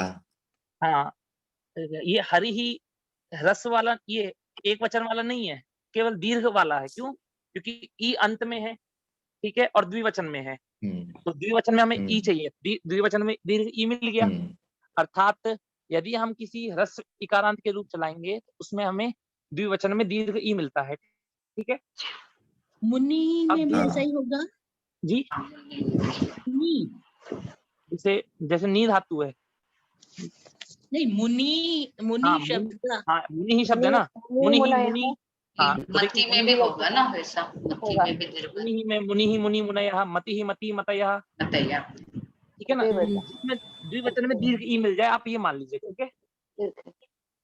अब दीर्घ उ कहाँ मिलेगा? तो कह रहे हैं गुरु का रूप। साधु। जैसे गुरु, गुरु, गुरु, और क्या बनता है? गुरवः। तो दीर्घ उ मिला कि नहीं? सब मिला, बताइए। दीर्घ उ मिल गया। तो दीर्घ, यदि द्विवचन में दीर्घ उ मिलेगा किसी शब्द में, तो उस शब्द की प्रगृह्य संज्ञा होती है। क्या होती है? प्रगृह्य होती है। सबको समझ में आया आप सभी को? हाँ। अब देखिए, और अब ए कब मिलेगा? तो रमा, रमे, रमे, रमा। तो रमे में दीर्घ द्विवचन में ए मिला कि नहीं मिला? समझ में आया? लता लते, लता लते लता। ठीक है। तो हमें प्रगृह्य संज्ञा का ज्ञान हुआ कि नहीं हुआ? बताइए। ज्ञान हो गया। अब चलते हैं दोबारा। अब हमें प्लुत का भी ज्ञान हो गया, प्रगृह्य का भी ज्ञान हो गया। इन दोनों को निमित्त लेकर के फिर जो सूत्र हमारा क्या करता है? प्रकृति भाव करता है। वो सूत्र क्या है? सूत्र प्लुत प्रगृह्य आचि नित्य। ठीक है। अब देखिए, शब्द है मुनि एतौ। क्या शब्द है आपका? मुनि एतौ। अभी जैसे माता जी ने बोला कि मुनि शब्द के की मतलब क्या प्रगृह्य संज्ञा हो पाएगी? कह रहे हाँ हो पाएगी। क्यों? जब मुनि ही मुनि, मुनि ही मुनि, मुनि जो है हमारा द्विवचन में है कि नहीं? मुनि द्विवचन में भी है, दीर्घ इकारांत भी है। इस कारण से क्या हो गया? मुनि की हमने क्या कर दी? प्रगृह्य संज्ञा कर दी। और प्रगृह्य संज्ञा होने के बाद में शब्द क्या आया? यदि प्रगृह्य संज्ञा के प्रगृह्य के बाद में यदि अच मिलता है तो क्या हो जाता है महोदय? प्रकृति भाव संधि होता है। प्रकृति भाव संधि हो जाती है। प्रकृति भाव होने पर क्या होता है कि गुण संधि नहीं होती है। अलग अलग लिखना है। तो अर्थात जब संधि नहीं होगी तो मुनि एतौ में क्या रहेगा, मुनि एतौ ही रहेगा। यहाँ पर मुनि एतौ नहीं बनेगा। क्या नहीं बनेगा महोदय? मुनि तो नहीं बनेगा। मुनि एतौ नहीं बनेगा। यदि यण हो जाता तो क्या बनता हमारा? मुनि एतौ। ठीक है महोदय? मनीष महोदय जी नमो नमो। मैं आपको, मुझे निकलना है तो मैं आपको होस्ट बना देता हूँ। जी महोदय, ठीक है महोदय। ठीक है। और अब कुछ लोग बाद में जुड़े हैं तो उनको भी आप बता दीजिए बाद में, जो पहले बात की थी वो बता दीजिएगा। जी ठीक है महोदय। ठीक है, धन्यवाद। अब देखिए, ये तो हमने प्रगृह्य का उदाहरण समझ लिया, अब प्लुत का उदाहरण समझ रहे हैं। तो एहि कृष्णा अत्र गौश्चरति, तो क्या कह रहे हैं? कोई मान लीजिए भगवान कृष्ण के जो सखा हैं वो कह रहे हैं कि कृष्ण यहाँ गाय चल रही है, अत्र गौहु चरति। ठीक है, तो उन्होंने जब कृष्ण दूर होंगे तो उनको बुलाने के लिए क्या करा उन्होंने? एहि कृष्णा। तो ये जो कृष्णा है ये प्लुत हुआ कि नहीं हुआ? तो हुआ, क्योंकि दूर से आह्वान कर रहे, दूराद भूते च। ठीक है, तो कृष्ण हमारा प्लुत बन गया, और प्लुत बनने के बाद में फिर क्या आया? अत्र आया। अच्छा। क्या आया? अत्र। ठीक है, तो यहाँ पर प्लुत के बाद में अत्र आ गया। तो प्लुत के बाद में अत्र आया तो यहाँ पर अक सवर्ण दीर्घ से दीर्घ होना चाहिए कि नहीं होना चाहिए? तो दीर्घ प्राप्त हुआ, पर लेकिन हमने सूत्र आया प्लुत प्रक्रिया अच नित्यम। तो प्लुत और यदि प्लुत के बाद में अच मिल जाए तो क्या होता है? प्रकृति भाव होता है। इस कारण से क्या हुआ महोदय? यहाँ पर सवर्ण नहीं हुआ। तो महोदय इसको हम इकोएनची और अकसवर्ण दीर्घ का अपवाद मान सकते हैं ना? हाँ, अब देखिए आप इकोएनची एचो या वाई, अब यदि किसी शब्द में ए मिल गया तो उसको भी अपवाद ही हो जाएगा ये। अब उसमें अब यदि इकोएनसी का मानेंगे तो केवल ई और ए के लिए होगा, और सूत्र में तो ईरे द्विवचनम प्रगृह्यम, प्रगृह्य संज्ञा किसकी करता है? जैसे सप्तमी में ई उ ए, ठीक है, द्विवचन में आए तो ठीक है, समझ महोदय? हाँ। अब जैसे मुनि शब्द है, जैसे मुनि का तो द्विवचन नहीं मुने है, मुनि मुनयः बनेगा। ठीक है, जैसे दो मुनियों को दूर से बुला रहे हैं, उनकी प्लुत संज्ञा भी हो जाएगी, प्रकृति संज्ञा भी हो जाएगी। ठीक है ना? और यदि इनकी प्लुत संज्ञा मानेंगे, प्लुत संज्ञा मानने के बाद में मतलब इस प्रकार है कि इक्वेनिटी का नहीं, जो भी संधि प्राप्त होगी उसका निषेध हो जाएगा। ठीक है, हाँ। अब जैसे कि जैसे वही हमने देख लेते हैं अपना क्या सूत्र था हमारा, ईदुदे द्विवचन प्रक्रिया में प्रक्रिया करा, जैसे दिखाया द्विमाला, तो द्वि शब्द से प्रथमा द्वितीय द्विवचन क्या बनता है? द्वे बनता है। ठीक है, द्वे बनता है। पच धातु के लट क्या बनता है? लट लकार के द्विवचन में क्या बनता है? पचते पचेते बनता है। क्या बनता है? पचेते। पचेथे, पचेथे भी बनता है। क्या बनता है? पचेथे। पचावहे भी बनता है। बन रहा है कि नहीं बन रहा है महोदय? हाँ बन रहा है। तो ये सारे के सारे द्विवचन में हैं। और कैसे हैं आपके द्विवचन में होने के साथ साथ? एकारांत है। एकारांत है, तो द्विवचन भी है और एकारांत भी है। तो आपका ये बताइए कि प्रगृह्य संज्ञा होगी कि नहीं होगी? होगी। और इनके बाद में यदि कोई अच होगा तो संधि होगी? नहीं होगी। नहीं, प्रकृति भाव होगा। ठीक है ना? जैसे गंगे एते लिखा है महोदय। ठीक है, अब द्वे अपि बोलते हैं ना हम लोग, द्वे अपि। हाँ, तो वहां पर तो द्वयपि होना चाहिए। क्या होना चाहिए? द्वयपि। हाँ। पर द्वयपि भी नहीं होगा, द्वे अपि ही होगा। क्यों नहीं होगा?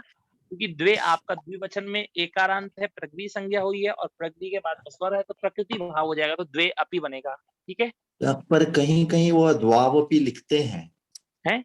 द्वापि, द्वावपि लिखते हैं कहीं कहीं, वो गलत है फिर। हाँ जी, हाँ हो सकता है। और हो सकता है अगर वो कर रहे हैं तो कोई और भी सूत्र है, क्योंकि और भी सूत्र है महोदय। ठीक है, हाँ हाँ। अब जैसे ये देखिए के अष्टाध्याय्याम प्रगृह्य संज्ञायाः प्रयोगः आहत्य त्रिषु स्थलेषु साक्षात् कृतः अस्ति। कि अष्टाध्यायी में प्रगृह्य को लेकर के 3 जगहों पे कार्य होता है। ठीक है महोदय?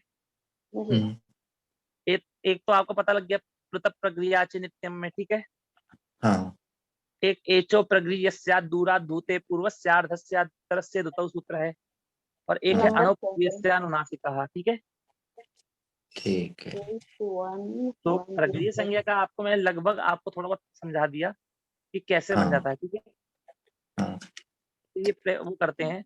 अब जैसे कि मतलब कि अभी इन्होंने परिचय एग्जाम देने वालों के लिए यूजफुल हो गया।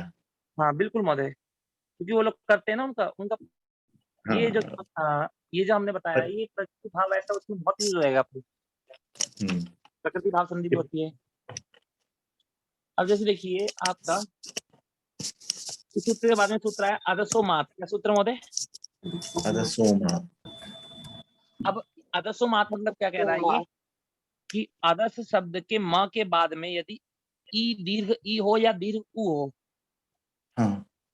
अब इसमें द्विवचन की अनुवृत्ति नहीं आई। ठीक है, हाँ। अगर द्विवचन की अनुवृत्ति आती तो द्विवचन पूर्व सूत्र से ही कार्य हो जाता। ठीक है, तो द्विवचन की अनुवृत्ति नहीं आई। उन्होंने कहा कि आदर्श शब्द में के बाद में दीर्घ ई दीर्घ उ हो तो क्या हो जाए कि प्रगृह्य संज्ञा हो जाएगी। क्या हो जाएगी? प्रगृह्य संज्ञा हो जाएगी। अच्छा, ये मात नहीं समझा, ये क्या है मात? मात मतलब कि आदर्श शब्द के माँ के बाद में दीर्घ ई दीर्घ होना चाहिए। कहाँ होना चाहिए?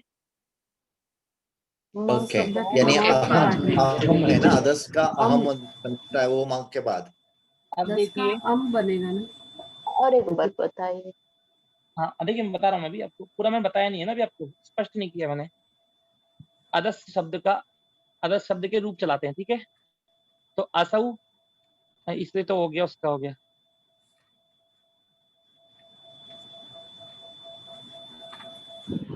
तो देखिए क्या बना,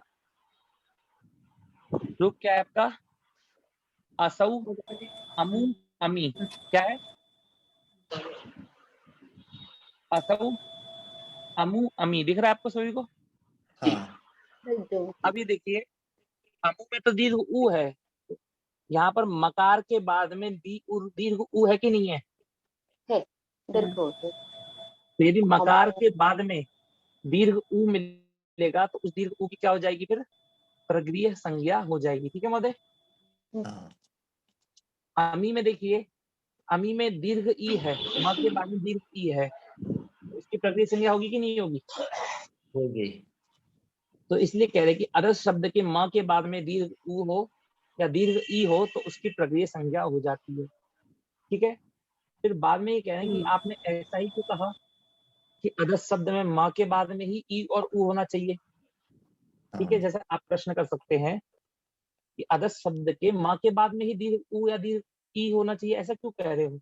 तो कह रहे अमुकेत्र। क्या कह रहे हैं? अच्छा, और एक आ गया, मतलब कि अमुकेत्र में अमु तो शब्द है, अब ये लिखा है सूत्रे मात ग्रहणस्य प्रयोजनम। इस सूत्र में आपने माँ क्यों बोला है कि माँ के बाद में दीर्घ ई और दूध तो उ होना चाहिए? तो कह रहे हैं कि एक सूत्र है जो अकच प्रत्यय करता है। कौन सा प्रत्यय करता है? अकच। अब अकच करने के बाद में देखिए, मैंने वहां पर भी आपको बताया था एतत् तदोहो सुलोपो कोर नहीं समास हली। वो कहता है कि क हो तो क्या होता है? सु का लोप नहीं होता। और यहाँ भी वही कह रहा है कि अकच प्रत्यय होता है। अकच प्रत्यय के होने के बाद क्या बनता है? अमुक बनता है। क्या बनता है? अमुके। क्या बन गया महोदय? अमुके। अब यहाँ पर ए तो है पर क माँ के बाद में नहीं है, क के बाद में। कहाँ है महोदय? के बाद।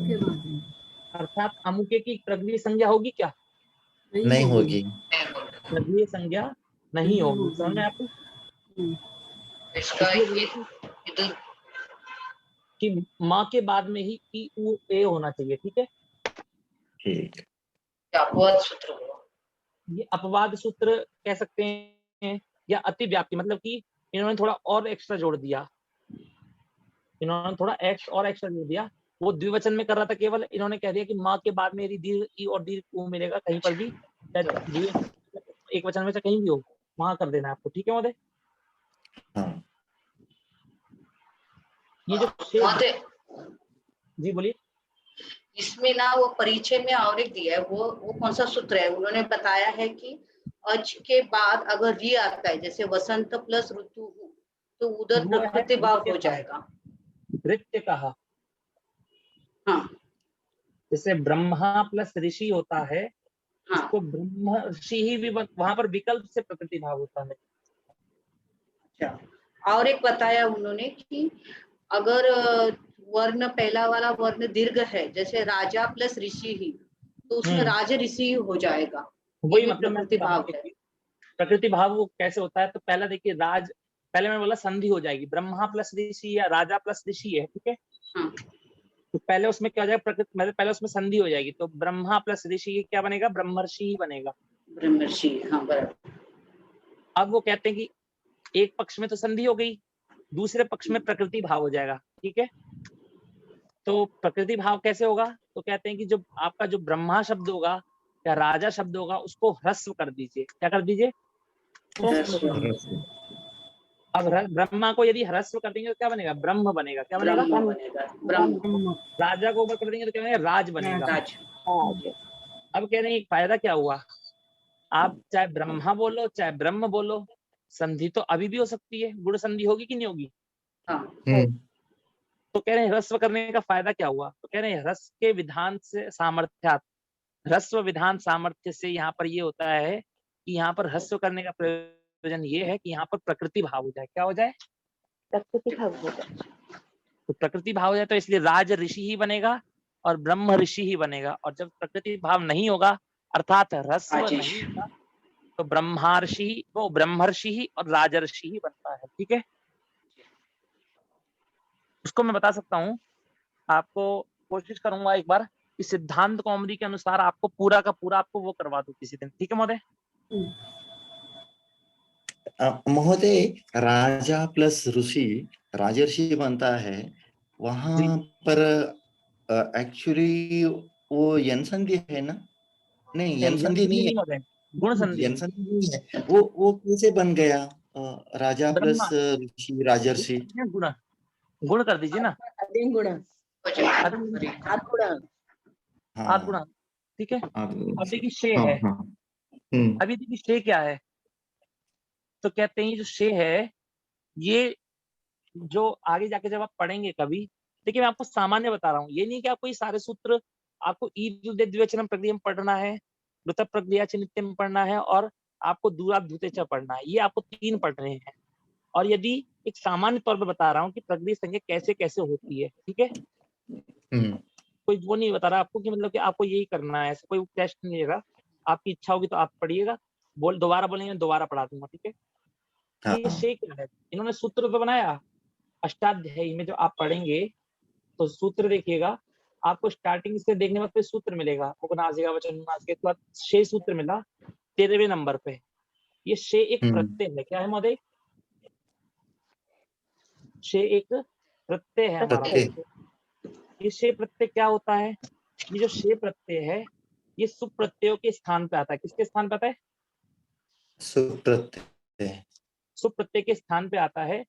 तो और सुप प्रत्यय के स्थान पे आकर क्या बनता है? जैसे भ्यस है तो क्या बन, केवल सुप के आता है कि सारे यहाँ सुप कैसे है, ऐसे प्रत्याहार यूज किया है कि केवल सुप यूज किया है? उन्होंने सुप प्रत्यय लिखा ना, सुप प्रत्यानाम विषय, सुप प्रत्ययों के विषय में आता है, ठीक है। हाँ हाँ। तो अनेन सूत्रेण केवलम वेदेषु इति कश्चन आदेशः। मनीष महोदय, एक मिनट, ये से इत्यस्य प्रगृह्य संज्ञा भवति, थोड़ा सा प्रगृह्य का एकदम सिंपल सा अर्थ बता दीजिए। प्रगृह्य संज्ञा है केवल, ठीक है। डबल हो गई वो, द्वितीय नहीं, प्रगृह्य एक केवल संज्ञा मान लीजिए, केवल नाम है एक, ठीक है। नाम है, केवल एक सामान्य तरह का नाम है, और वो नाम किस किस का रखने हैं हमें ये समझना है, ठीक है। और उस नाम रखने का प्रयोजन क्या है, तो उसका नाम रखने का प्रयोजन ये है कि प्लुत प्रक्रिया अच नित्यम से क्या हो जाएगा, प्रकृति भाव हो जाएगा। क्या हो जाएगा? प्रकृति भाव, ठीक है। केवल एक नाम है, सिंपल सा नाम है।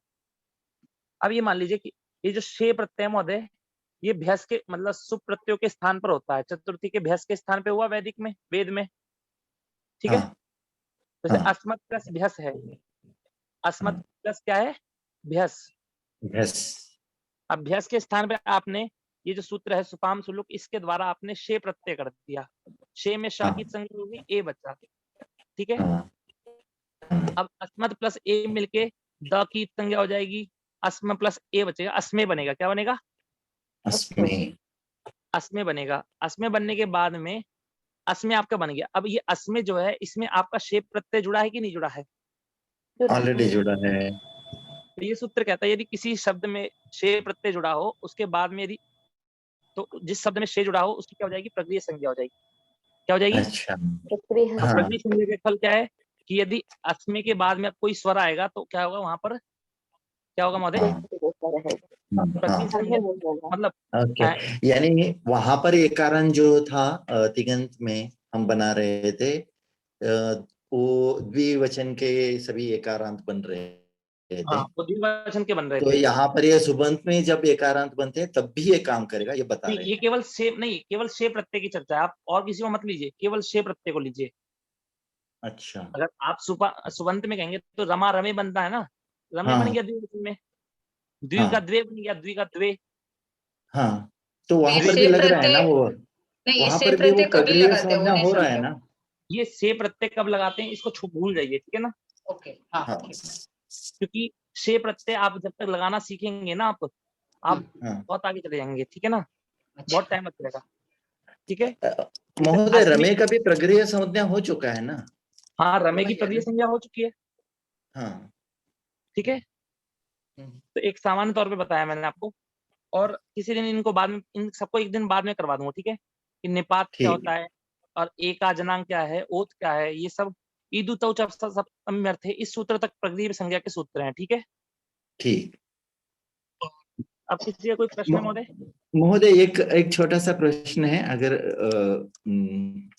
सभी को इच्छा है, ठीक है, अदरवाइज आप लास्ट में इसका आंसर बता दीजिए सब जानने के बाद। वो मुझे डाउट प्रश्न ये आ रहा था कि क्रू को एक बार करु और एक बार कुरु बनता है, ये कैसे बना? मुझे ध्यान में नहीं आया। हाँ, तो आता उत्सार्व धातु के क्या है महोदय? तो मिसिंग सूत्र है, माता जी के बुक में मिसिंग है वो सूत्र, तो उत्सार्व धातु के मिसिंग है। हाँ बिल्कुल, वो लिख लीजिएगा उसमें। हाँ, आप थोड़ा सा बताएंगे उसके बारे में, कैसे क्या काम करता है? जी महोदय। तो अब देखिए क्या कहता है, अतः उत्सार्व धातु के कि क्री, और क्री के बाद में हम दो भाग विभाजन करेंगे। एक क्री के बाद में हम प्रत प्रत्यय लाएंगे। कौन से प्रत्यय लाएंगे? ठीक है। और पित प्रत्यय लाएंगे, और उससे पहले तभी एक करु बनता विकरण है। होता है, जो विकरण होता है वो होता है उ विकरण होता है, तनादिकरण का। हाँ, ठीक है। अब देखिए उ विकरण है कि नहीं है आपका? हाँ, तनादिगण का वो ही है। हाँ, उ आर्ध धातु कहते, आर्ध धातु को निमित्त मान करके आपने क्या कर दिया, क्री को कर दिया, गुण हो गया। क्या बना? कर बना। क्या बना? कर। कर प्लस उ बन गया, क्या बन गया आपका? करु। करु बनाना आ गया आपको कि पित प्रत्यय में आपने क्री को गुण किया और आपका उ मिल गया तो करु बन गया। अब करु बनने के बाद में पित को मान करके करु को करो बन जाएगा, करो प्लस ती करोती करोशी हो जाएगा, ठीक है। तो दो बार गुण हो जाएगा। हाँ, दो बार गुण होगा। एक तो उ को मार करके, उ को आर्ध धातुक मान करके होगा, और एक बार पित को सार्ध धातुक मान करके होगा, ठीक है। समझा। करोती। अब क्री धातु है, उससे उ आया, हमने उ को आर्ध धातुक मान करके गुण कर दिया महोदय, ठीक है। तो आपका करु बन गया, करु बन गया। अब इसके बाद में प्रत्यय आया अपित प्रत्यय। कौन सा प्रत्यय आया? अपित। जैसे ही अपित प्रत्यय आया तो सूत्र यहाँ पर अपित प्रत्यय के परिणाम उ को गुण होगा क्या? नहीं होगा। नहीं होगा। गुण निषेध होगा। आया अतः उत्सार्व धातु के। क्या आया? तो उत्सार्व धातु के। वो कहता है कि अ के स्थान पर उ होता है अपित प्रत्यय के परे होने पर। क्री धातु के, बोलिए क्री धातु के, क्री धातु के अ के स्थान पर उ होता है, के स्थान पर उ होता है, अपित सार्वधातुक प्रत्यय परे रहते हैं, ठीक है। शरीर में अ है कि नहीं है? अ के स्थान पे उ कर दीजिए तो क्या बन जाएगा? कुरु। अर्थात पित प्रत्ययों में आपका करु बनेगा और अपित प्रत्ययों में क्या बनेगा? कुरु बनेगा। समझा बहुत अच्छे से। अभी क्लियर हो गया। हाँ एकदम क्लियर हुआ। जो सारी चीजें मैंने पढ़ाई है ना मैंने, वो सारी चीजें clear हो जाएंगी। आप धीरे धीरे अभ्यास करेंगे ना, तो आप देखिएगा सारी चीजें मैंने सही सही पढ़ाई है आपको। ठीक है। और ये स्वेन रूपेण अवस्थानम प्रकृति भाव ये कार्य का है क्या? एक बस सामान्य कार्य का नहीं, कैसे कह सकते हैं सामान्य, कि किसी ने पूछा कि प्रकृति भाव किसे रहते हैं, तो कह रहे हैं अपने ही रूप में अवस्थित रहना। ठीक है। अपने स्वेन रूपेण, अपने ही रूप में अवस्थित रहना, मतलब कि मुनि है तो मुनि का मुनि ही रहेगा, अपने ही रूप में वो वैसा का वैसा ही। ठीक है महोदय। कोई सामान्य यदि आपसे कोई पूछ ले, उसके लिए आपको बताना है स्वेन रूपेण अवस्थानम प्रकृति भावः। ठीक है। ठीक है जी। और अगली कक्षा में अब ये बताइए कि अगली कक्षा में आपको कुछ रिवाइज करवाना है, क्योंकि अब तो यूट्यूब पे वीडियो नहीं डालनी है। ठीक है। आपको अगली कक्षा में पूर्व का कुछ रिवाइज करवाना है। ठीक है। या फिर लिट लकार प्रारंभ करना है। मनीष जी थोड़ा अपना फॉर्मेट थोड़ा ओरिजिनल फॉर्मेट रखेंगे, थोड़ा 15 मिनट रिवाइज करेंगे, फिर दूसरा स्टार्ट करेंगे। ठीक है महोदय। और ये बता दीजिएगा 15 मिनट क्या रिवाइज करना होगा। ठीक है ना। हाँ ये भी बताते जाइएगा, क्योंकि आप लोगों को अच्छे से तैयारी करवानी है मेरे को। ठीक है। मनीष जी जो लास्ट क्लास में किया होता है ना, वही रिवाइज करके नया शुरू करिए, वो ज्यादा अच्छा रहेगा मेरे हिसाब से। ठीक है, उसको भी करेंगे। ठीक है। पर लेकिन आप अच्छा ये बताइए, आप लोगों में से किस किस ने इडागम याद करा है, कोशिश करी किस किस ने याद करने की? कोशिश तो करते हैं